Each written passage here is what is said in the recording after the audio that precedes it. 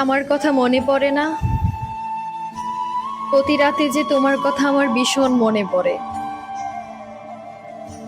স্মৃতিগুলো মনে করলেই অনেক কান্না আসে।